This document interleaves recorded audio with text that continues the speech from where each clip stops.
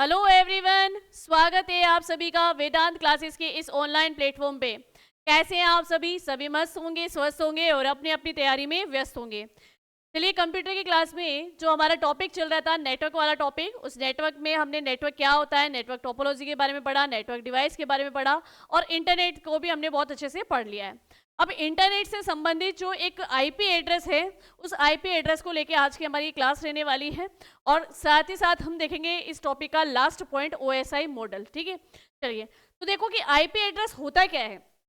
IP address की मैं एक बात करूं तो ये प्रत्येक डिवाइस के लिए अलग अलग होता है, यानी आईपी एड्रेस के द्वारा हम जो है नेटवर्क डिवाइस की पहचान कर सकते हैं कि ये नेटवर्क डिवाइस जो है कौन सी है ना। मतलब प्रत्येक डिवाइस को एक एड्रेस दिया जाता है, यानी उसका एक यूँ समझ लो कि संख्यात्मक रूप से उसको एक एड्रेस दिया जाएगा जो उसके लिए फिक्स हो जाएगी और उसी के माध्यम से हम क्या कर सकते हैं, इस नेटवर्क डिवाइस की पहचान कर सकते हैं। और ये आईपी एड्रेस की मैं बात करूं तो स्मार्टफोन में अलग होगा, कंप्यूटर के लिए अलग होगा, तो मतलब अलग अलग डिवाइस के लिए आईपी एड्रेस जो है वो अलग अलग होता है। तो पहले बात करते हैं कि भाई ये आईपी एड्रेस है क्या। इसकी फुल फॉर्म तो हमने पहले ही पढ़ चुके हैं। इसकी फुल फॉर्म होती है इंटरनेट प्रोटोकॉल। ठीक है, इंटरनेट प्रोटोकॉल। इंटरनेट से जुड़ने वाले प्रत्येक डिवाइस की पहचान एक विशिष्ट संख्या के आधार पर की जाती है।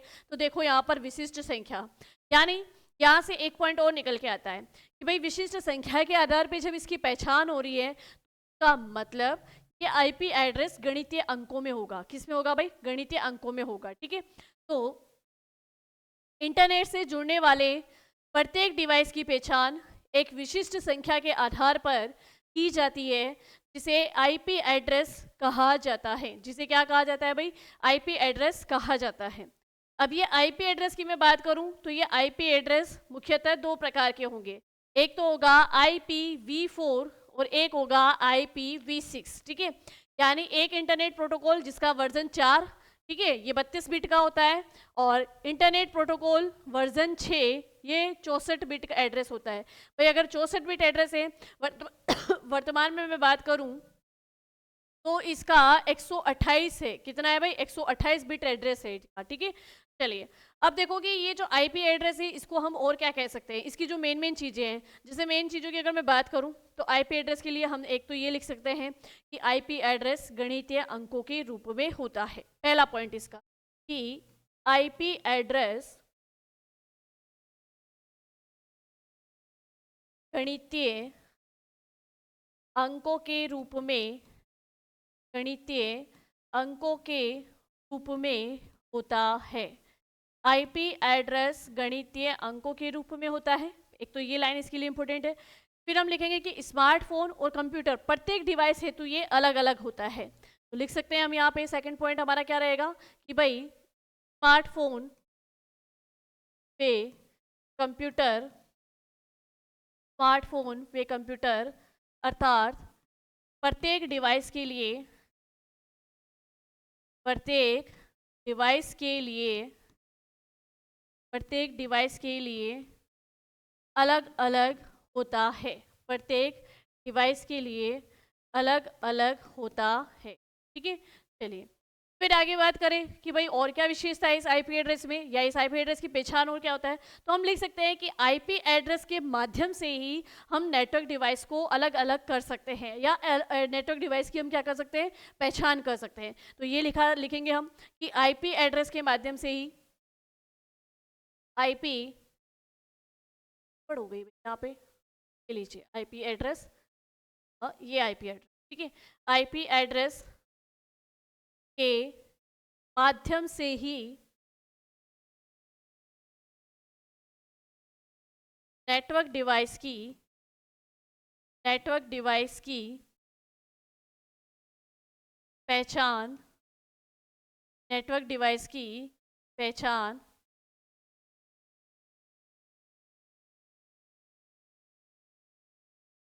की जा सकती है। नेटवर्क डिवाइस की पहचान की जा सकती है। ठीक है, चलिए तो ये हो गया, आईपी एड्रेस के माध्यम से ही नेटवर्क डिवाइस की पहचान की जा सकती है। दूसरी अगर बात करूं कि भाई और क्या है, जैसे आईपी एड्रेस के लिए हमने लिखा कि भाई गणितीय अंकों के रूप में होता है। तो एक एग्जांपल दूं, जैसे गणितीय अंकों के रूप में अगर बात करें तो जैसे ये एक एग्जांपल दे रही हूँ, यही आईपी एड्रेस का एग्जांपल है। क्या है भाई, ये आईपी एड्रेस का रूप है। जैसे कि मैंने यहाँ लिखा 174.216, पॉइंट भी लगा रही हूँ मैं बीच में, 132.0.1, ठीक है। ये एक प्रकार का आईपी एड्रेस है, मतलब किसी नेटवर्क डिवाइस का ये एड्रेस होगा ना, और उसको जो ये संख्या दी गई है उसी के बेस पे हम उस नेटवर्क डिवाइस की क्या करते हैं, पहचान करते हैं, ठीक है। चलो, अब आईपी एड्रेस दो प्रकार का होता है, जिसमें सबसे पहले हमने किसकी बात की थी कि भाई दो प्रकार कौन कौन से होते हैं। एक होता है IPv4, यानी आईपी का वर्जन 4, आईपी के वर्जन 4 की बात करें तो भाई इसके लिए क्या क्या क्वेश्चंस बन सकते हैं एग्जाम में, वो भी हम देखेंगे। और IP4 एक्चुअल में है क्या, है ना, इसकी क्या क्या विशेषता होगी। तो IP4 सबसे पहले हम लिख लेते हैं इसकी फुल फॉर्म, कि भाई इसकी फुल फॉर्म होती है internet protocol, internet protocol version, internet protocol version 4, ठीक है, इंटरनेट प्रोटोकॉल वर्जन 4 है। IP4 की बात करें, IPv4 की बात करें तो भाई इसके अंदर 32 बिट का एड्रेस होता है। भाई आपने कंप्यूटर की स्टार्टिंग क्लास में देखा होगा कि 0 1 से मिलकर एक बिट बनता है ना, तो मतलब ये 0 1 जैसी जो संख्या है ना वो 32 होगी। कितनी होगी भाई, 32, है ना। तो 32 बिट का ये क्या होता है, एड्रेस होता है। तो पहली चीज तो इसकी पहचान कि आपसे पूछा जाए कि IPv4 कितने बिट का होता है, तो 32 बिट का होता है। कितने बिट का भाई, 32 बिट एड्रेस होता है ये। चलिए, तो यहाँ पर ये भी क्लियर हो गया कि 32 बिट एड्रेस होता है। फिर अगर मैं बात करूँ, अब 32 बिट एड्रेस तो हो गया, लेकिन इसमें क्या होगा कि इसमें केवल और केवल हम अंकों का प्रयोग करेंगे। मैथमेटिकल ये जो अंक होते हैं सिर्फ उनका प्रयोग करेंगे, किसी भी अल्फाबेट का यूज इसके एड्रेस में नहीं करते हैं। तो केवल जो अंकों पे बेस है वो कौन सा है, IPv4, ठीक है।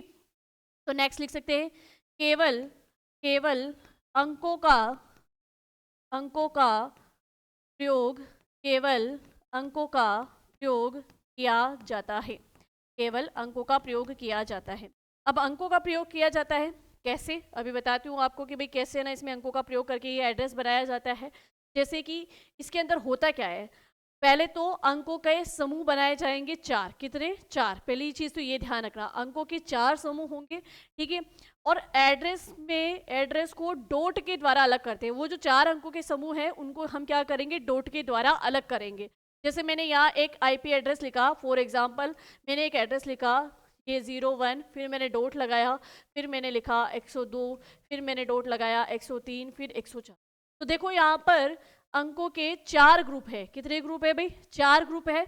और डॉट के द्वारा इन चारों ग्रुप को मैंने क्या कर रखा है, अलग कर रखा है। तो हम यहाँ लिख सकते हैं कि एड्रेस को डॉट के द्वारा, एड्रेस को डॉट के द्वारा,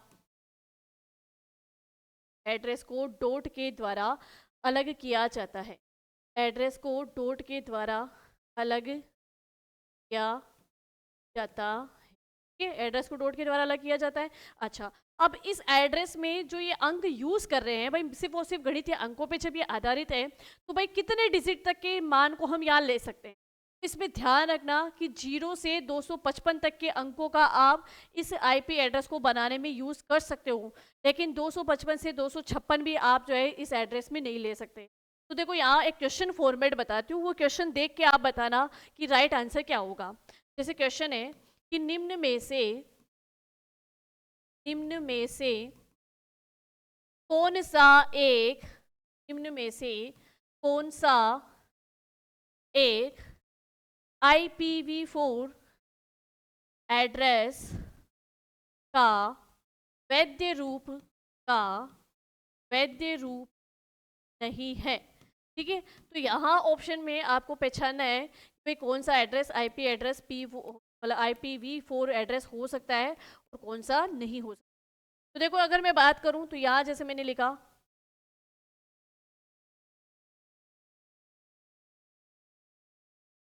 हाँ मैंने लिखा,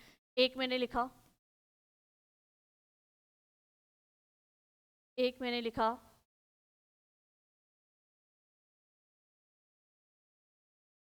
एक मैंने यहाँ लिखा,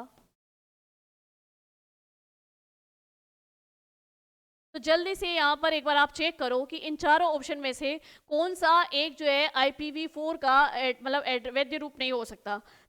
अभी इससे पहले मैंने एक लाइन आपको समझाई है कि भाई ये जो अभी IPv एड्रेस है, इसके अंदर हम जो है जिन गणितीय अंकों का यूज़ करके ये एड्रेस बनाते हैं, तो उसके लिए सिर्फ और सिर्फ आप क्या कर सकते हो, 0 से 255 तक के, है ना, सिर्फ उन्हीं को यूज़ कर सकते हो।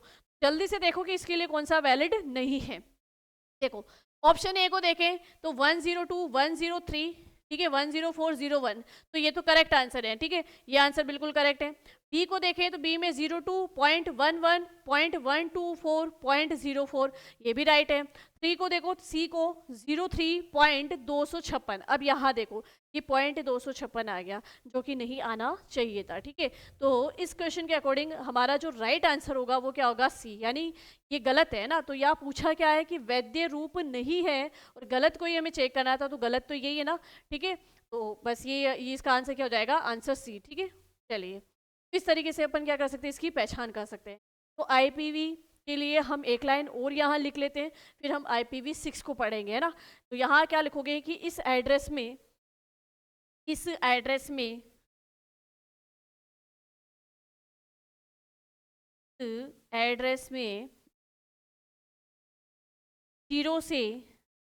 से 255, 0 से 255 तक के अंकों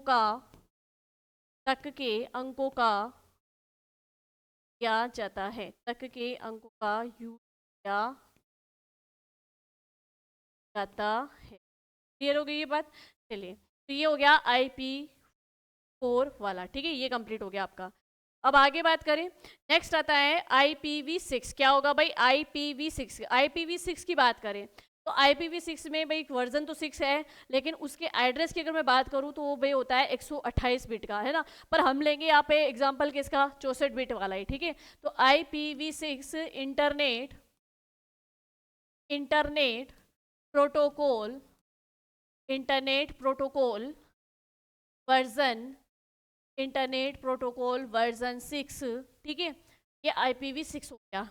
अब सबसे पहली चीज कि ये 100 आप यहाँ दोनों ही लिखेंगे, 64 वे 128 बिट का होता है, 64 वे 128 बिट का होता है, ठीक है। चलिए अब बात करते हैं कि 64 और 128 बिट का है, तो इसमें क्या होगा, क्या केवल गणित के अंकों से ये एड्रेस डिसाइड होता है, जी नहीं, इसमें अंकों के साथ में अंग्रेजी भाषा के अक्षरों का भी प्रयोग किया जाता है।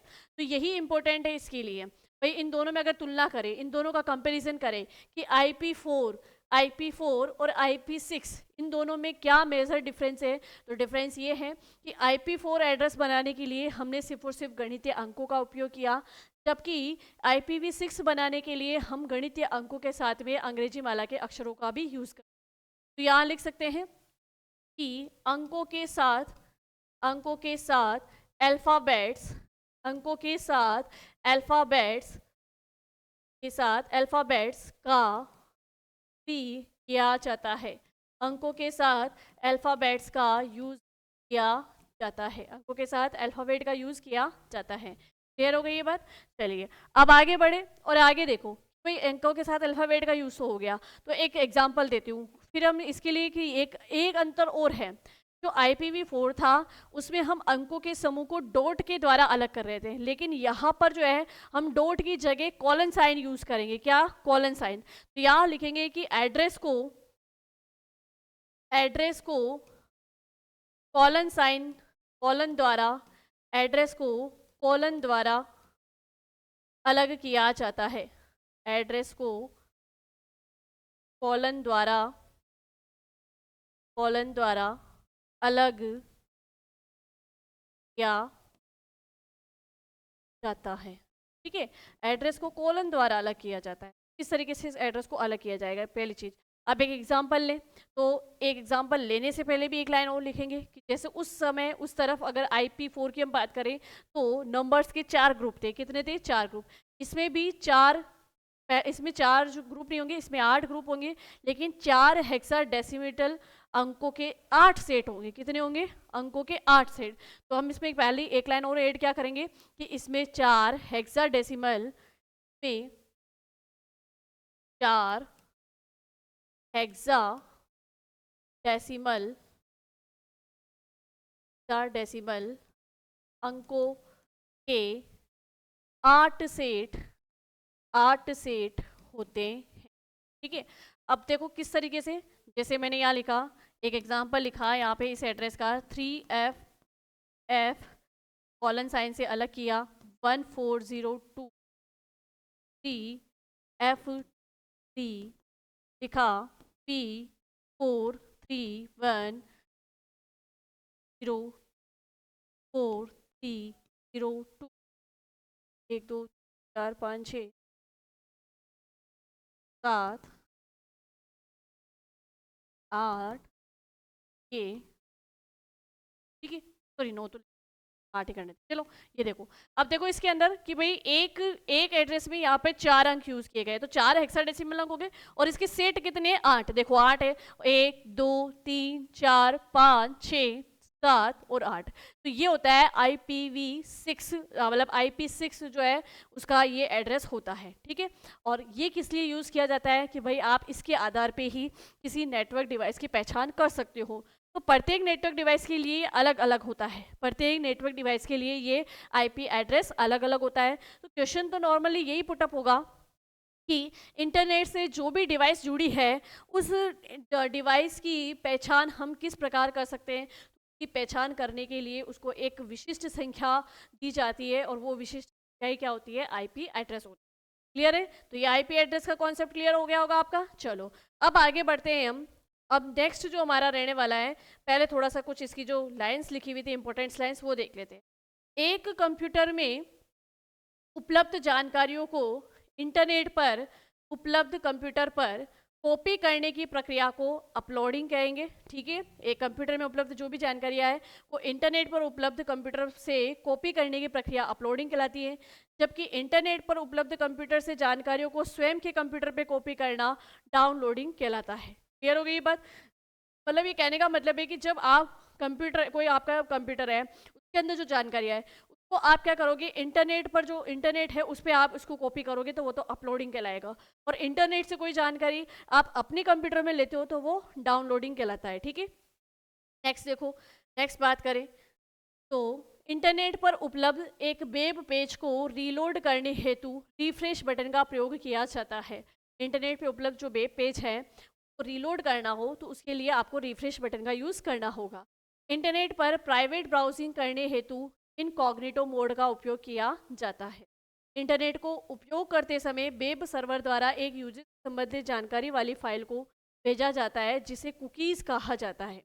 भाई इंटरनेट का जब आप उपयोग कर रहे हो उस समय वेब सर्वर द्वारा एक यूज़र संबंधित जानकारी वाली फाइल को भेजा जाएगा जिसे कहेंगे कुकीज़। भाई आप इंटरनेट पर आप चला रहे हो तो आपकी पहचान क्या है, आप कौन है, क्या आप मतलब आप इंटरनेट का यूज़ कर सकते हैं कि नहीं कर सकते, तो उस यूज़र से संबंधित, भाई हमारे यूज़र आईडी भी होती है, ठीक है, वो आईडी से संबंधित एक फ़ाइल भेजी जाती है, उसी को हम क्या कहते हैं, कुकीज़ कहा जाता है। ठीक है, चलो तो ये तो नॉर्मल से थे कि भाई अगर मान लो एग्जाम में इस टाइप के क्वेश्चन भी आ जाए तो ये आपके छूटे नहीं। चलिए अब बात करते हैं हम फाइनली हमारे OSI मॉडल पे। भाई ये OSI मॉडल क्या है। पहली चीज़ तो अगर मैं OSI मॉडल की बात करूँ, इस OSI मॉडल को आपको इस तरीके से समझना है कि जब पुराने टाइम में हम लोग क्या करते थे, भाई हम तो नहीं करते क्योंकि हमने तो कभी पत्र व्यवहार किया ही नहीं है ना। मतलब हम कह सकते हैं कि हमारे पेरेंट्स, हमारे ग्रैंड पेरेंट्स जो थे उनके समय में मतलब आपको कोई भी जो बात हो, आपका कोई भी सूचना हो, अगर वो किसी रिश्तेदार को भेजनी है तो आप क्या करते थे, एक पत्र लिखते थे, एक लेटर लिखते थे, फिर उसको क्या करते थे, पोस्ट करते थे। पहला काम क्या करते थे, जो भी आपका मैसेज होता था उसको आप एक लेटर पे लिख देते थे, एक पत्र पे लिख देते थे। अब अपना मैसेज तो आपने क्या कर दिया, लिख दिया, फिर इस पत्र को आप क्या करते थे, एक लिफाफे में बंद करते थे। यानी सेकंड प्रोसेस क्या किया, एनवेलप लिया, है ना। पहले आपने मैसेज राइट किया,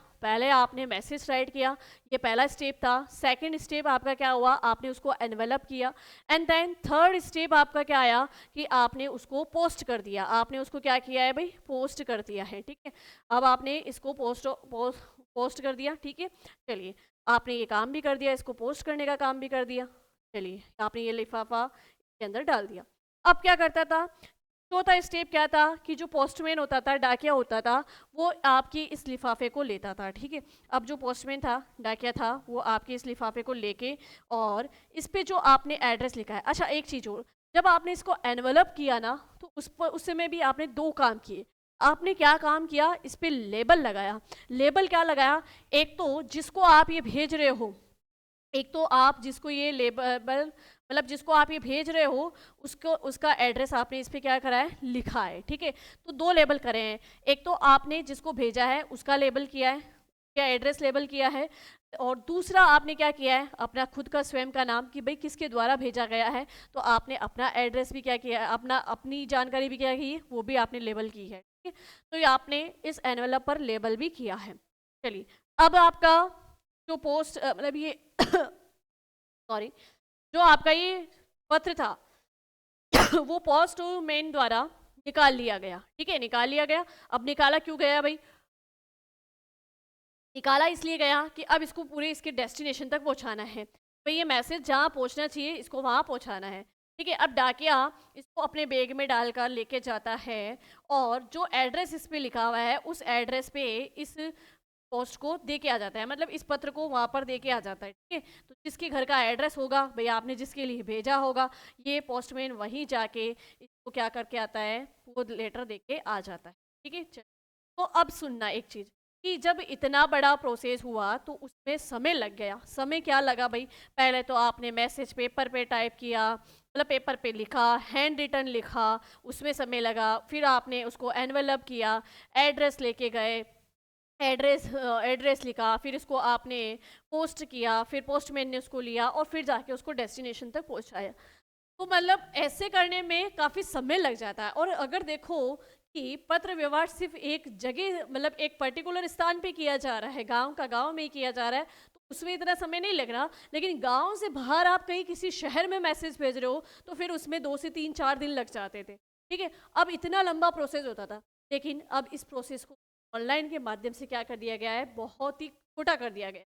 यानी आजकल आप क्या करते हो कि व्हाट्सएप पे भी मैसेज भेजते हो। अब आपका रिश्तेदार है ना, या जो भी है जिसको आप मैसेज भेज रहे हो, वो अगर एट प्रेजेंट राजस्थान के किसी भी कोने में बैठा हो, बहुत लंबी दूरी पे बैठा हो, मान लें हम सपोज कर ले कि हम अजमेर में बैठ के व्हाट्सएप मैसेज कर रहे हैं और कोई बंदा गंगानगर है, तो दूरी कितनी ज़्यादा है, लेकिन आपका मैसेज जो है इंस्टेंटली पहुंच जाता है। मतलब कितना कम समय में आपकी सूचना, आपका मैसेज जो है सामने वाले के पास पहुंच गया, ठीक है। तो अब ये काम इतना आसान हो गया। अब ध्यान से सुनना कि इसी काम को भाई ऑनलाइन के माध्यम से किया जा रहा है, तो इसके लिए एक मॉडल तैयार किया गया। कैसे, समझना कि जो आपका मैसेज था आपने पत्र पे लिखा, तो ऑनलाइन में भी आप ये काम करोगे, मैसेज को लिखोगे, फिर आप उसको एनवेलप भी करोगे, तो ऑनलाइन में भी ये काम होगा, एनवेलप होगा, ठीक है। फिर आप पोस्टमैन उसको लेके जाएगा, ये भी काम होगा, और वो डेस्टिनेशन तक पहुंचेगा, है ना। अब आपने इसको एनवेलप क्यों किया, ताकि आपकी सूचना गुप्त रहे, है ना, कोई दूसरा व्यक्ति नहीं देखे, ठीक है, पहला काम। दूसरा, इस पे आपने एड्रेस लिखा तो सही डेस्टिनेशन पे ये पहुंच जाए। तो वैसा ही ऑनलाइन में भी काम होगा, आपके मैसेज को गुप्त रखा जाएगा और सही समय पे सही डेस्टिनेशन पे पहुंचाया जाएगा। यानी हम कह दें कि दो कंप्यूटर, देखो सार वाली बात क्या है कि दो कंप्यूटर आपस में डाटा आदान प्रदान कर रहे हैं। अब डाटा को आदान प्रदान कैसे कर सकते हैं, दो कंप्यूटर डाटा ट्रांसफर कैसे कर सकते हैं, जस्ट अ मिनट।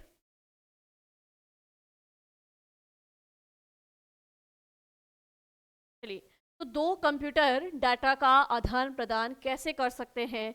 सपोज कर लो कि ये एक कंप्यूटर है और इसका डाटा इस वाले कंप्यूटर तक भेजना है। तो पहली चीज़ कि जो टेक्नोलॉजी यूज़ की जाएगी वो क्या है, टेक्नोलॉजी वो तो है भाई आपकी नेटवर्क, ठीक है, या हम कह दें इंटरनेट, क्या है भाई, ठीक है। अब नेटवर्क डिवाइस भी बीच में होगी, नेटवर्क डिवाइस का भी यूज़ करोगे, है ना भैया। जब दो डिवाइस आपस में डाटा आदान प्रदान करती है तो उनके बीच में नेटवर्क डिवाइस लगाई जाती है, तो नेटवर्क डिवाइस भी होगी, इसकी अलग नेटवर्क डिवाइस होगी, इसकी अलग नेटवर्क डिवाइस होगी, ठीक है।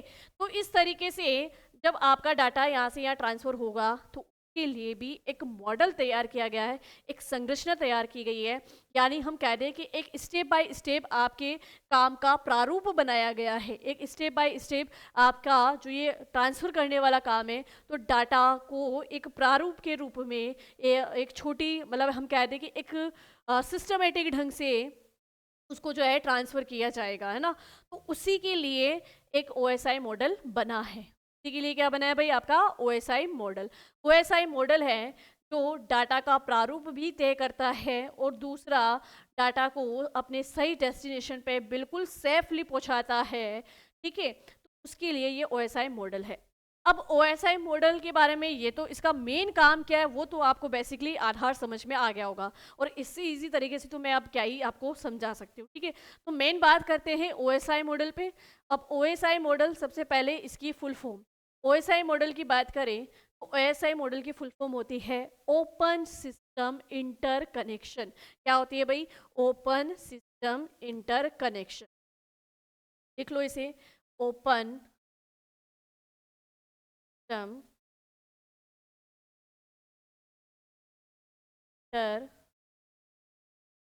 Connection, open system inter connection, ठीक है।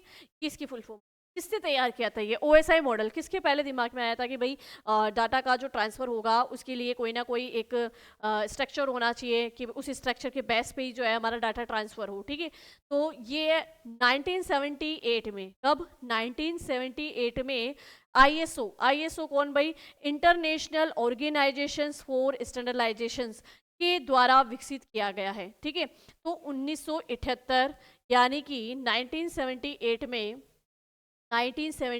में ये ISO ये क्वेश्चन भी पूछा जा सकता है कि किसके द्वारा विकसित किया गया है, तो ISO के द्वारा। ISO यानी international international international international organization, okay एक सेकेंड, ISO लिखा ना, हाँ, इंटरनेशनल ऑर्गेनाइजेशन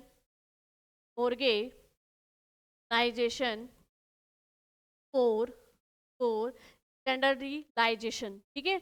चलिए,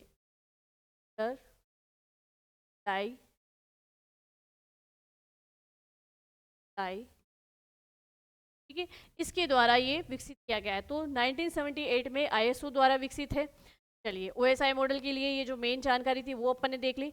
अब देखते हैं कि इस OSI मॉडल में होता क्या है। इस OSI मॉडल में कुल 7 लेयर होती है। कितनी लेयर होती है, कुल 7 लेयर। यहाँ से अपना एक छोटा छोटा क्वेश्चन आप रेडी करते रहना, है ना, कि भाई OSI मॉडल में कितनी लेयर्स होती है, तो OSI मॉडल में 7 लेयर होती है। यानी ये 7 लेयर होगी, इन्हीं 7 लेयर से होता हुआ हमारा डाटा जो है वो डेस्टिनेशन तक पहुँचता है। तो इसमें में कुल 7 लेयर होती है, इसमें कुल 7 लेयर होती है। अच्छा, एक चीज और, एक मैं यहाँ पर छोटा सा नोट और करवा दूं कि जो हमारा TSP था, TCP था, ट्रांसमिशन जो कंट्रोल प्रोटोकॉल था, TCP, उसके अंदर 4 लेयर होती है। तो यहाँ पर साइड में आप नोट डाल के लिख सकते हो कि जो TCP है वो उसमें 4 लेयर होती है। कितनी होती है, 4 लेयर होती है, ठीक है। हम बात किसकी कर रहे हैं, OSI मॉडल की। चलिए, इसमें कुल 7 लेयर होती है। अब ये 7 लेयर होती कैसे कैसे, अगर 7 लेयर की मैं बात करूँ तो सबसे, मतलब कि जैसे एक चीज़ समझना, क्या, इसको इस तरीके से कि इस कंप्यूटर का डाटा इस कंप्यूटर तक भेजना है, ठीक है। तो यहाँ से भेजा जा रहा है, कहाँ से, इस वाले A नंबर वाले कंप्यूटर से भेजा जा रहा है B को। किसको भेजा जा रहा है, B को। तो यहाँ इस पर जो यूज़र बैठा होगा, इस पर जो यूज़र बैठा होगा और अपना मैसेज टाइप करेगा और फिर ईमेल कर देगा या सेंड कर देगा या ट्रांसफ़र कर देगा, ठीक है। तो यूज़र और इस कंप्यूटर के बीच में भी पहले एक इंटरफेस होगा, एक कनेक्शन होगा। तो लेयर वहीं से शुरू हो जाती है, लेयर वहीं से शुरू हो जाती है, ठीक है। वहाँ से लेके इस पूरे बीच वाले पथ पर लेयर चलती है और इस डेस्टिनेशन पॉइंट तक भी लेयर जाती है। तो जो 7 लेयर है उसका क्रम क्या होता है, यहाँ से शुरू होती है और इसके नेटवर्क डिवाइस तक, यानी इस डेस्टिनेशन तक, इस वाले कंप्यूटर तक, क्योंकि सूचना इसको भेजी जानी है, तो यहाँ तक 7 लेयर में ये पूरा प्रोसेस होता है। अब इन 7 लेयर को याद कैसे करना है, पहली चीज़ तो इसकी जो अप्रोच होती है वो होती है वर्टिकल अप्रोच। क्या होती है, वर्टिकल अप्रोच होती है। और ये लेयर्स काम कैसे करती है, ध्यान से समझना। अगर मैं बात करूं सबसे ऊपर वाली लेयर, 7 लेयर की बात कर रहे हैं ना हम, तो सबसे ऊपर वाली जो लेयर होती है वो होती है एप्लीकेशन लेयर। कौन सी लेयर भाई, एप्लीकेशन लेयर, ठीक है। सॉरी, एप्लीकेशन लेयर, सबसे पहले लेयर आती है एप्लीकेशन लेयर, ठीक है। चलिए, फिर उसके बाद में मैं बात करूं, इसके बाद में लेयर आती है प्रेजेंटेशन लेयर। क्या लेयर आती है भाई? प्रेजेंटेशन लेयर, प्रेजेंटेशन लेयर, ठीक है। चलिए, फिर प्रेजेंटेशन लेयर के बाद में आती है सेशन लेयर। कौन सी लेयर भाई? Session layer. अभी मैं आपको बताऊंगी कि कैसे इसका वर्टिकल अप्रोच है, ठीक है। अच्छा, एक चीज और, यहाँ तो सातों लेयर के नाम नहीं आएंगे, तो हम जो है नेक्स्ट स्लाइड पे इसको लिखते हैं। भाई इसकी 7 लेयर में सबसे पहले आएगी एप्लीकेशन लेयर, एप्लीकेशन लेयर। उसके बाद में आती है प्रेजेंटेशन लेयर, प्रेजेंटेशन लेयर। उसके बाद में आती है सेशन लेयर, सेशन लेयर। उसके बाद में आती है transport layer, transport layer. Transport layer के बाद में आती है आपकी नेटवर्क लेयर, नेटवर्क लेयर। और उसके बाद में आपकी आती है data link layer, data link layer, data link layer. और उसके बाद में आती है आपकी फिजिकल लेयर। कौन सी लेयर भाई? फिजिकल लेयर, ठीक है। ये 7 लेयर होती है। अब इसमें ध्यान रखना कि ये वर्टिकल अप्रोच है ना, जिसमें डाटा जो है इसी तरीके से इसी रूप में जाएगा। इसमें अगर मैं बात करूं तो इसके अंदर जो है सबसे, मतलब अगर बात करें कि सबसे ऊपर वाली लेयर कौन सी है, तो सबसे ऊपर वाली लेयर होती है ये एप्लीकेशन लेयर, सबसे अच्छी और सबसे ऊपर, यानी कि सबसे ऊपर। और एक बात करेंगे उच्चतम स्तर की, उच्चतम स्तर की लेयर यहाँ पे कौन सी है भाई? एप्लीकेशन लेयर, ठीक है। इस फिजिकल लेयर की बात करूँ तो ये सबसे नीचे होती है, सबसे नीचे, यानी हम कह सकते हैं कि निम्नतम स्तर की लेयर होती है। क्या होती है? निम्नतम स्तर की लेयर होती है। जब इसमें काम स्टार्ट होता है तो इस लेयर का काम इस तरीके से होता है, top to bottom, top to bottom होता है काम। डाटा का transfer top to bottom layer पे होता है, ठीक है। यानी एक तरीके से OSI मॉडल में ये वर्टिकल अप्रोच होती ज़रूर है, वर्टिकल अप्रोच होती है। और वर्टिकल अप्रोच काम भी कैसे कर रही है भाई? टॉप टू बॉटम, है ना। पहले डाटा एप्लीकेशन लेयर पे आएगा, फिर प्रेजेंटेशन लेयर पे, फिर सेशन लेयर पे, फिर transport, network, data link layer और फिजिकल लेयर। तो इनको हम याद भी ऐसे रखते हैं। कैसे याद रखते हैं? ध्यान से रखना। मैं नंबर यहाँ इस तरीके से डालूंगी, नंबर 1 की लेयर ये, number 2, number 3, number 4, number 5, number 6, number 7, ठीक है। चलिए, अब ध्यान रखो कि इसको कैसे समझना है। एप्लीकेशन लेयर, तो यहाँ पर इस कंप्यूटर से किसी भी यूज़र ने जो है अपना मैसेज सेंड किया है, यहाँ से कोई सूचना ट्रांसफ़र की, तो इस यूज़र और इस कंप्यूटर के बीच में सबसे पहला काम क्या हुआ भाई? इंटरफेस का, है ना। कि ये यूज़र इस कंप्यूटर को अपनी बात कैसे समझा रहा है भाई, इससे क्या बात समझाई कि ये डाटा जो है मैं किसी को सेंड कर रहा हूँ, है ना, ये काम किया। तो यहाँ पर जो पहले ये इंटरफेस का काम हुआ, ये इंटरफेस का काम होता है एप्लीकेशन लेयर पे। किस पे भाई? एप्लीकेशन लेयर पे। यानी OSI मॉडल में सबसे पहले जो लेयर काम में ली जाती है वो कौन सी है भाई? एप्लीकेशन लेयर है, ठीक है। एप्लीकेशन लेयर पे काम होता है, ठीक है। अब देखो इसके अंदर एक चीज और भी याद रख सकते हो कि टॉप मोस्ट लेयर पूछ ली जाए आपसे कि टॉप मोस्ट लेयर कौन सी है, तो टॉप मोस्ट लेयर होती है एप्लीकेशन लेयर, ठीक है। चलिए, अब देखो सबसे पहला काम किसका शुरू हुआ भाई? इसी का शुरू हुआ, एप्लीकेशन लेयर का शुरू हुआ। चले, अब आगे बात करें तो आगे क्या होगा कि अब एप्लीकेशन लेयर से आपने, मतलब एप्लीकेशन लेयर का काम सिर्फ इतना है, यूज़र इंटरफेस का काम करना है ना। इस यूज़र के द्वारा जो कंप्यूटर को बात की गई है, कंप्यूटर ने उस बात को समझ लिया है, ठीक है। तो एप्लीकेशन लेयर का काम हुआ सिर्फ यूज़र इंटरफेस का। अब हम क्या करेंगे? इन सबकी जो है, इन सारे लेयर्स की फंक्शनलिटी को देखेंगे कि कैसे ये कार्य करती है। अच्छा, एक चीज़ और याद रखनी है यहाँ पर, याद ये रखनी है कि आपसे सबसे ऊपर वाली लेयर पूछे तो एप्लीकेशन लेयर, सबसे नीचे वाली लेयर पूछे तो physical layer. Top most layer कौन सी? Application layer. अब जो अपन ने TCP और IP मॉडल देखा था उसमें 4 लेयर होती है ना, तो वहाँ अप्रोच कौन सी होती है? ये नोट डाल के आप एक बार लिख लेंगे कि जो हमारा TCP वे IP एड्रेस है ना, ये IP प्रोटोकॉल जो है ना, ये 4 लेयर पे काम करता है। कितने? OSI की 4 लेयर पे काम करता है। और अगर मैं बात करूं तो 4 लेयर पे तो ये काम करेगा, साथ ही साथ इसकी जो अप्रोच होगी वो होगी हॉरिजॉन्टल अप्रोच, हॉरिजॉन्टल अप्रोच होगी, ठीक है। चलिए, ये याद रखना है थोड़ा सा। चले आगे, अब आगे देखो, आगे हम बात करें, अब मैं सब कुछ शॉर्ट में लिखने वाली हूँ क्योंकि मैं बार बार ये एप्लीकेशंस की फुल फॉर्म वगैरह नहीं लिखेंगे। तो पहली लेयर, मतलब देखा जाए तो सबसे पहले कौन सी लेयर? सबसे पहले आएगी आपकी एप्लीकेशन लेयर। कौन सी लेयर भाई? Application layer. फिर दूसरी बात करें तो प्रेजेंटेशन लेयर, प्रेजेंटेशन लेयर। अच्छा, अब इनको एक एक करके हम पढ़ लेते हैं कि जो ये एप्लीकेशन लेयर है इसका मेन काम क्या है। एप्लीकेशन लेयर यानी यूज़र इंटरफेस का काम करेगी। एक यूज़र ने अपनी बात कंप्यूटर को कह दी है, यानी यूज़र ने एक कमांड दी है कि डाटा ट्रांसफ़र कर दूँ। यूज़र ने क्या कमांड दे दी कि डाटा ट्रांसफ़र कर दो। तो ये काम पॉसिबल कब हुआ? जब यूज़र इंटरफेस हुआ, कंप्यूटर और यूज़र के बीच में जब वार्तालाप हुई तो ये काम पॉसिबल हो गया। तो इसका काम क्या था भाई? यूज़र इंटरफेस का क्या काम है भाई? यूज़र इंटरफेस, यूज़र इंटरफेस का काम हो गया किसका? एप्लीकेशन लेयर का। एप्लीकेशन लेयर के लिए कि भाई यहाँ से ये काम शुरू हो गया। अब क्या होगा कि आपका डाटा जाएगा प्रेजेंटेशन लेयर। इस पे जाएगा, डाटा जाएगा प्रेजेंटेशन लेयर पे। आपका डाटा कहाँ चला गया भाई? कंप्यूटर में चला गया, कंप्यूटर के अंदर चला गया। और कंप्यूटर में डाटा से संबंधित कोई भी काम जो है सबसे पहले किसके लिए होता है? ऑपरेटिंग सिस्टम के लिए होता है। किसके लिए होता है? Operating system. तो ये जो प्रेजेंटेशन लेयर होती है ये ऑपरेटिंग सिस्टम का ही भाग मानी जाती है। इसके लिए पहले लाइन लिखेंगे कि ये ऑपरेटिंग सिस्टम का भाग होती, ऑपरेटिंग सिस्टम का भाग हो।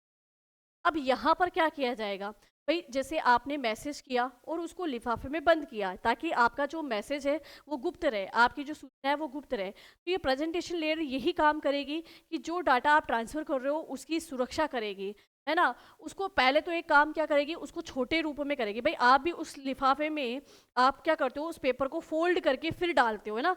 तो वैसे ही ये प्रेजेंटेशन लेयर में भी क्या होगी, आपके डाटा को छोटा किया जाएगा। यानी डाटा को छोटा करना यानी उसको संपीड़ित किया जाएगा। तो इनक्रिप्शन का काम यहाँ पर होगा, ठीक है। और पहला काम तो क्या होगा कि डाटा संपीड़ित किया जाएगा। डाटा संपीड़ित यानी डाटा छोटा किया जाएगा। तो हम इसको इंग्लिश में कहते हैं इनक्रिप्शन करना। क्या करना भाई? इनक्रिप्शन करना। तो OSI मॉडल की कौन सी लेयर इनक्रिप्शन का काम करती है, या डाटा को एक फॉर्मेट में सेट करने का काम कौन करती है? Presentation layer. प्रेजेंटेशन लेयर पे डाटा इंक्रिप्शन होगा, डाटा फॉर्मेट होगा। और दूसरी बात, इस प्रेजेंटेशन लेयर का यूज़ किया जाता है डाटा को प्राइवेट रखने के लिए, ठीक है। तो इसका यूज़ प्राइवेसी के लिए होता है। तो हम लिख सकते हैं कि ये लेयर प्राइवेसी के लिए, प्राइवेसी के लिए का यूज़ होता है। तो यहाँ पर आपका डाटा जैसे उस एनवेलप में पैक हो गया और अब वो सुरक्षित है, कोई दूसरा व्यक्ति नहीं देख सकता। तो ऐसे ही कंप्यूटर में होता है, जब आप डाटा ट्रांसफ़र करते हो तो सबसे पहले प्रेजेंटेशन लेयर पे उसको इंक्रिप्शन किया जाता है, फॉर्मेट बनाया जाता है एक उसका, और उसकी प्राइवेसी रखी जाती है। क्लियर हो गई ये बात? चलिए, अब इस प्रेजेंटेशन लेयर के बाद में आती है सेशन लेयर। क्या आती है भाई? Session layer. अब इस सेशन लेयर पे क्या कार्य किया जाएगा?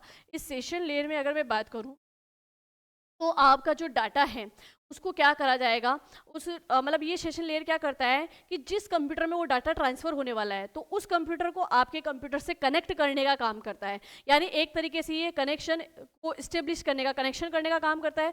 दूसरा ये क्या करता है, उसको स्थापित, कनेक्शन स्थापित हो जाए तो उसके रख रखाव से संबंधित भी यानी उसकी सुरक्षा भी करता है। तो कनेक्शन एंड इस्टेब्लिश का कार्य भी करता है और साथ ही साथ टर्मिनेशन का कार्य भी करता है। इसके लिए हम 3 शब्द यूज़ कर सकते हैं कि भाई कनेक्शन क्या, कि जिस कंप्यूटर से डाटा भेजा जा रहा है और जिस कंप्यूटर को भेजा जा रहा है उन दोनों को आपस में कनेक्ट करना, ठीक है। वो होता है सेशन लेयर पे। कहाँ होता है? सेशन लेयर पे, ठीक है। और उस कनेक्शन को स्थापित करके रखना यानी उसको बनाए रखना, यानी उसको क्या करेगा? इस्टेब्लिश भी कर लेगा। और दूसरा बात, तीसरा काम क्या होगा? टर्मिनेशन का। क्या होगा भाई? टर्मिनेशन, ठीक है। ये समझ में आ गया। ये कीवर्ड्स मैंने इसलिए यूज़ किए हैं कि तब जब आप पढ़ो तो आपके कॉन्सेप्ट क्लियर रहे और इस कीवर्ड से आपको याद आ जाए कि कौन सी लेयर का कौन सा काम है। अब इसको हम थोड़ा सा ऐसे लिख सकते हैं कि ये लेयर अनेक कंप्यूटर के मध्य कनेक्शंस को नियंत्रित करती है, अर्थात इसके द्वारा कनेक्शन को स्थापित तथा उसके रख रखाव से संबंधित कार्य किए जाता है। तो यहाँ लिख सकते हो भाई, जिसको समझ में नहीं आया तो वो इस तरीके से भी लिख सकता है, ये लेयर अनेक कंप्यूटर, ये लेयर अनेक कंप्यूटर के बीच कनेक्शन को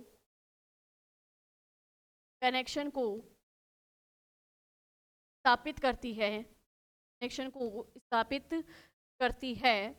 यानी दो डिवाइस आपस में कनेक्ट की जा सकती है, करती है, तथा के रख रखाव से संबंधित कार्य भी करती है।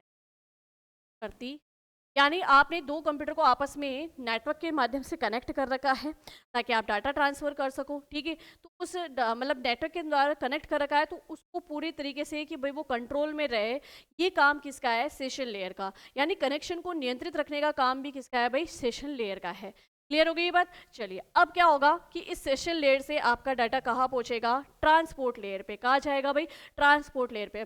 नाम से ही पता चल रहा है कि यहाँ से डाटा ट्रांसफ़र होने के लिए तैयार है, मतलब नेक्स्ट डिवाइस में जाने के लिए तैयार है। तो ट्रांसपोर्ट लेयर, ठीक है। अब एक चीज़ समझना, मैं एक एग्जांपल छोटा याद दे देती हूँ कि भाई ये कंप्यूटर और इस कंप्यूटर के, इस यूज़र के कंप्यूटर पे ये जो यूज़र बैठा है, इसमें सबसे पहले कौन सी लेयर? एप्लीकेशन लेयर काम कर गई। फिर इस कंप्यूटर के अंदर कौन सी लेयर भाई? प्रेजेंटेशन लेयर काम कर गई, ठीक है। फिर प्रेजेंटेशन लेयर से कौन सी लेयर आ गई भाई? अब आ गई आपकी सेशन लेयर, ठीक है। ये सेशन लेयर क्या कर रही है? जिस कंप्यूटर में ये डाटा भेजना है उसका इससे कनेक्शन स्थापित कर रही है। अब आपका डाटा क्या होगा भाई? ट्रांसपोर्ट होने के लिए, ट्रांसफ़र होने के लिए तैयार है। तो ट्रांसपोर्ट लेयर क्या करती है? प्रोसेस टू प्रोसेस कम्युनिकेशन करती है। प्रोसेस टू प्रोसेस कम्युनिकेशन का मतलब है एक कंप्यूटर से दूसरे कंप्यूटर को डाटा ट्रांसफर करने का काम किसका है? ट्रांसपोर्ट लेयर का है, ठीक है। तो यहाँ इसका याद रखना, प्रोसेस टू प्रोसेस। क्या याद रखोगे keyword? Process to process. Process to process यानी कंप्यूटर से डाटा, अब यहाँ का डाटा यहाँ से सेशन लेयर पे आ चुका है, सेशन लेयर से ये डाटा निकल कर कहाँ गया है? Transport layer. और ट्रांसपोर्ट लेयर से ही आपका ये डाटा निकल कर अब कहाँ जाने के लिए तैयार हो गया? इस डिवाइस के पास जाने के लिए तैयार हो गया, ठीक है। चलिए, तो यानी इस ट्रांसपोर्ट लेयर से ऊपर वाली जो लेयर थी, ये तीनों लेयर हम कह सकते हैं कि इस वाली डिवाइस के लिए उपयोगी है ना, ठीक है। अब ट्रांसपोर्ट लेयर से काम शुरू किसका होता था? ट्रांसपोर्ट लेयर वैसे देखा जाए तो मीडिएटर का काम कर रही है। क्या कर रही है? मीडिएटर का काम, कि डाटा यहाँ तक पहुँच गया है, अब ये डाटा को अगली डिवाइस के पास भेजने के लिए तैयार है, ठीक है। अब किस रूप में? मतलब सेगमेंट के रूप में, यानी कि सेगमेंट यूनिट ये इसलिए कहते हैं कि ट्रांसपोर्ट लेयर क्या करती है? डाटा को छोटे छोटे पैकेट्स में डिवाइड कर देती है, छोटे छोटे पैकेट्स में डिवाइड करके, यानी छोटे छोटे टुकड़ों के रूप में डाटा को जो है आगे ट्रांसफ़र करेगी। तो इसको सेगमेंट यूनिट भी कहते हैं। क्या कहते हैं? Segment unit. सेगमेंट यूनिट भी इसको कहा जाता है। तो यहाँ पे हम क्या लिख सकते हैं कि एक कंप्यूटर से दूसरे कंप्यूटर में डाटा को ट्रांसफ़र करने का काम, एक कंप्यूटर से दूसरे कंप्यूटर में डाटा को ट्रांसफ़र करने का काम वो होता है ट्रांसपोर्ट लेयर पे। और ट्रांसपोर्ट लेयर जो है डाटा को बिल्कुल छोटे छोटे, या डाटा को हम कह दें सही तरीके से ट्रांसफ़र किया जाता है, यानी कि कोई गड़बड़ ना हो, बीच में आपका डाटा रुके नहीं, बिल्कुल सही डेस्टिनेशन पे पहुंचने के लिए तैयार रहे। डाटा को बिल्कुल सही तरीके से नेटवर्क के माध्यम से डाटा को सही तरीके से ट्रांसफ़र किया जाता है, और एक कंप्यूटर से दूसरे कंप्यूटर में डाटा ट्रांसमिट करना होता है, तो सेगमेंट यूनिट कहा जाता है, ठीक है। चलो, तो डाटा को डाटा को सही तरीके से डाटा को सही तरीके से एक कंप्यूटर से दूसरे कंप्यूटर में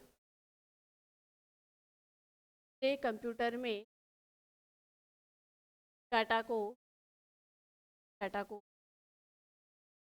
ट्रांसमिट ट्रांसमिट सही तरीके से एक कंप्यूटर से दूसरे कंप्यूटर में ट्रांसमिट या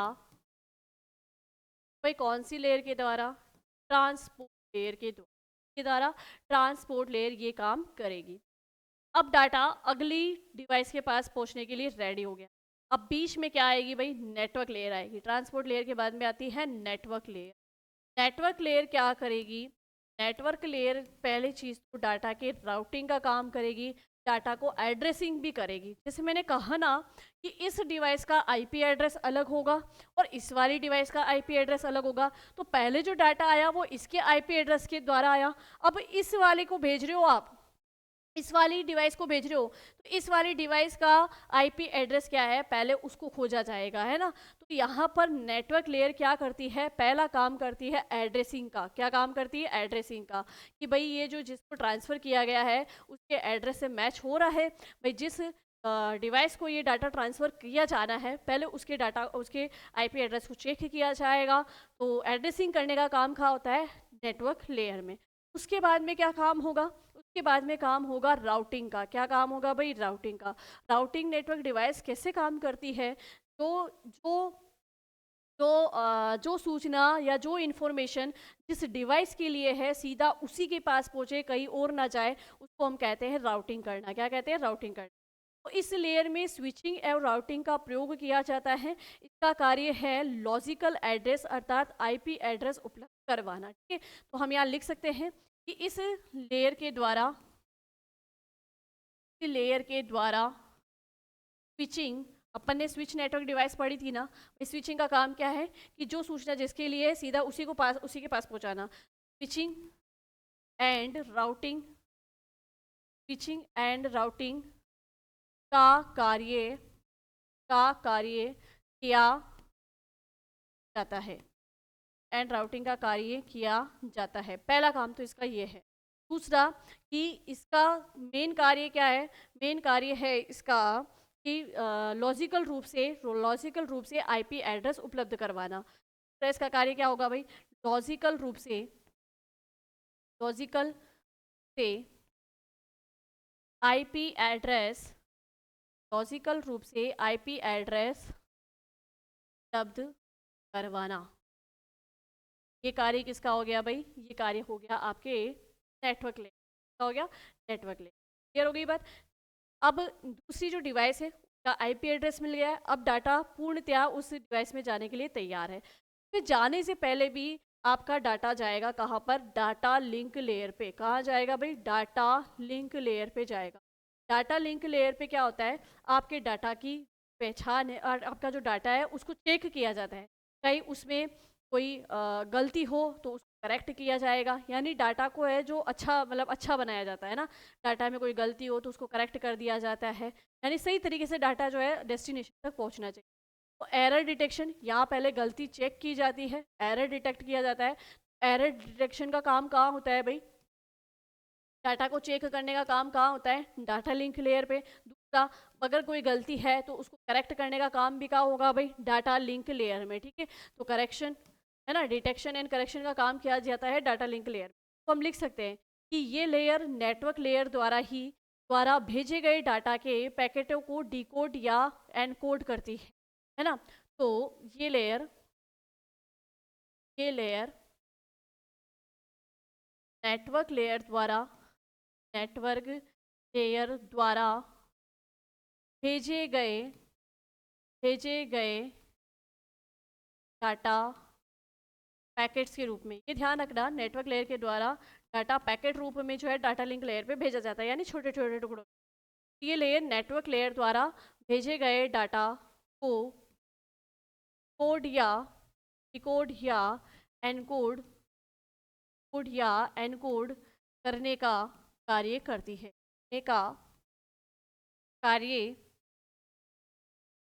करने का कार्य करती। क्लियर हो गई ये बात? अब आगे बढ़े। भाई ये काम हो गया, डाटा लिंक लेयर के द्वारा डाटा को चेक कर लिया गया, कोई गलती थी तो उसको सही कर लिया गया। अब डाटा पूर्णतया कहाँ पहुँचेगा? सीधा पहुँचेगा अब कहाँ पर? डेस्टिनेशन। यानी फॉर एग्जाम्पल कि इस ए वाले कंप्यूटर डाटा ट्रांसफ़र किया, अब बी वाले कंप्यूटर में डाटा पहुँचने वाला है। तो अब यहाँ पर जो अब लास्ट लेयर काम करेगी होती है फिजिकल लेयर जो कि सबसे निम्न स्तर की लेयर होती है। इसे बिट लेयर भी कहते हैं। यानी आपका डाटा जो है फिजिकल लेयर से अब बिट के रूप में कंप्यूटर के पास पहुंचेगा। ये आपको पता है कि कंप्यूटर को एक ही भाषा समझ में आती है, मशीन भाषा बिट पर आधारित। ठीक है, ये निर्धारित किया जाता है फिजिकल लेयर के द्वारा। ये निर्धारित किया जाता है कि दो या दो से अधिक डिवाइस आपस में फिजिकल रूप से जुड़े हुए हैं। ठीक है, तो अब लेयर कौन सी आ जाएगी भाई? Physical layer. सबसे निम्न स्तर की लेयर होती है वह फिजिकल लेयर। ठीक है, यहाँ पर फिजिकल लेयर के लिए आप क्या लिखोगे? यहाँ आपको एक ही लाइन लिखनी है। इसे बिट लेयर भी कहते हैं। पहला तो निम्न स्तर की लेयर होती है, ये हमने पहले ही लिख लिया है। ये बिट लेयर ही कहते हैं। ये बिट लेयर कहते हैं। और यहाँ से डाटा अब डेस्टिनेशन पहुँच जाता है। फिजिकल लेयर से डाटा डेस्टिनेशन तक है। यानी ये फिजिकल लेयर एक तरीके से देखो तो इसकी कोई वाले नोड की एक नेटवर्क डिवाइस होगी। नेटवर्क डिवाइस पे डाटा भेज दिया जाएगा और डाटा सीधा इसमें पहुंच। ये जो है सातों लेयर हमने देख ली, सातों लेयर के काम क्या होते हैं वो सब।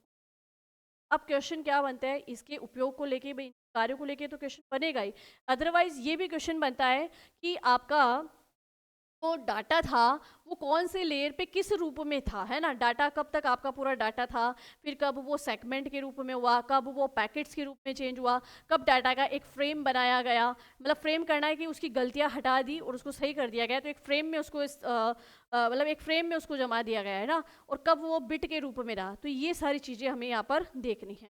और साथ ही साथ में ये भी देख लेंगे कि किस लेयर पे कौन सी नेटवर्क डिवाइस काम कर रही थी, ठीक है। चलिए, तो यहाँ पर देखो ये एप्लीकेशन लेयर, ये प्रेजेंटेशन लेयर, ये सेशन लेयर, ये ट्रांसपोर्ट लेयर, ये नेटवर्क लेयर, ये डाटा लिंक लेयर, ये फिजिकल। अगर इस पे हम बात करें तो ध्यान रखना कि कम से कम जो स्टार्टिंग की 3 लेयर हैं, कौन सी, एप्लीकेशन, प्रेजेंटेशन और सेशन लेयर, यहाँ तक आपका डाटा डाटा के रूप में होता है, जैसा यूज़र ने भेजा, जैसा यूज़र ने ट्रांसफ़र किया वैसा का वैसा ही डाटा है, ठीक है।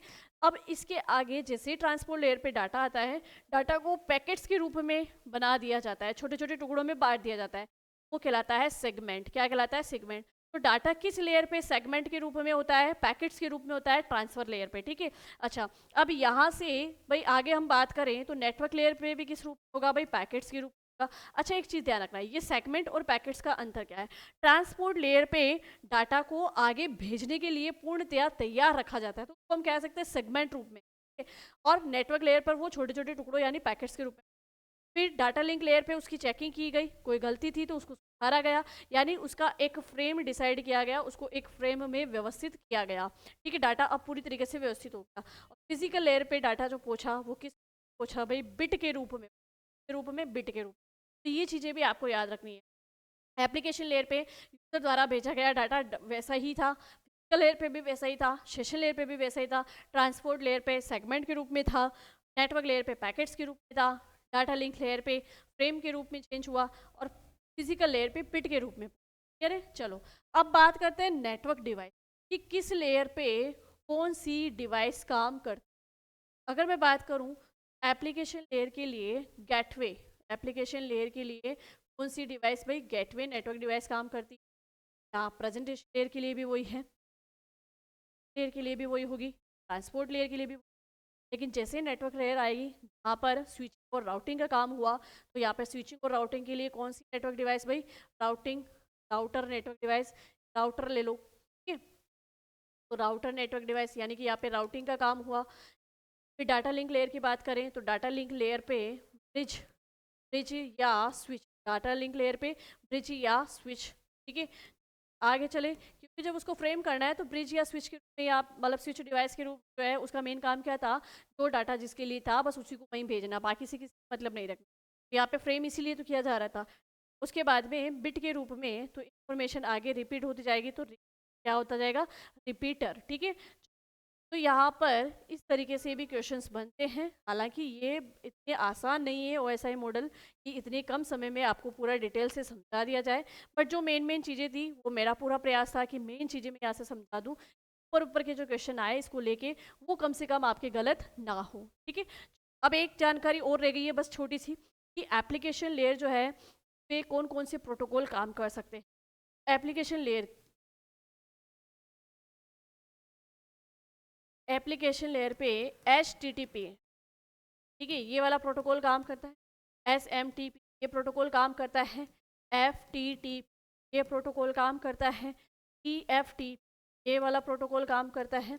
और इसके अलावा अगर मैं बात करूँ, ये प्रोटोकॉल तो आपके एप्लीकेशन लेयर पे काम करते हैं। ट्रांसपोर्ट लेयर पे कौन सा प्रोटोकॉल काम करेगा, ट्रांसपोर्ट,